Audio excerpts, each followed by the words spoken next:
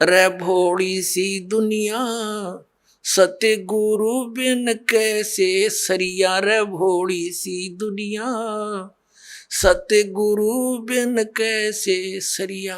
अपने लला के बाल उतरवावे, देख के चीना लग जइया। एक म्हातारी घेऊन चालली आपल्या नातवाला किंवा नातीला कुठे, गुडगावला. आपल्या इष्टधामाला घेऊन जातात जिथे असेल तिथे, आणि तिथं न्हावी बसलेला असतो.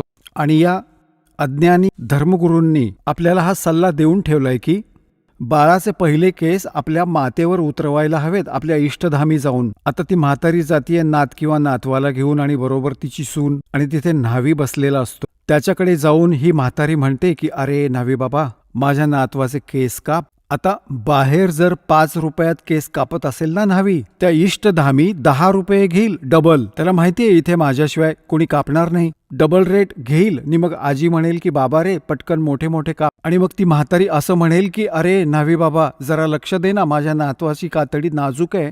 म्हणते त्याला कात्री नाही लागली पाहिजे. हळूहळू बघ, हळूहळू बाबा. आता परमात्मा म्हणतात अपने लला के बाल उतरवावे, आणि किती चिंता के कदे कैची ना लग जइया। अरे एक बकरी का बच्चा लेके उसका गला कटैया। रे भोड़ी सी दुनिया। तोही कोणाचा तरी मुलगाच होता ज्याचा बळी द्यायला निघाली आहेस, आणि आपल्या बाळाची इतकी चिंता की त्याला कात्रीही नको लागायला.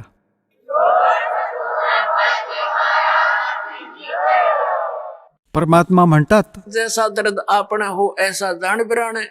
आणि मग ते केस घेऊन ती म्हातारी काय करेल, ते मंदिरात अर्पण करेल भगवानाच्या मूर्तीवर. आणि तो जो पुजारी बसलेला असतो तो त्याच वेळी ते उचलून आपल्या एका थैलीत भरून ठेवील पोत्यात.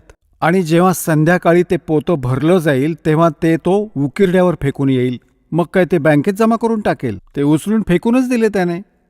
तर परमात्मा म्हणतात तुम्ही इथंच कापा आणि इथंच फेका, त्याचा काहीही फायदा होणार नाही. मूर्ख बनवतायत तुम्हाला, धंदा करतायत लोक. अपने लला के बाल उतरवावे, देख के चीना लग जइया।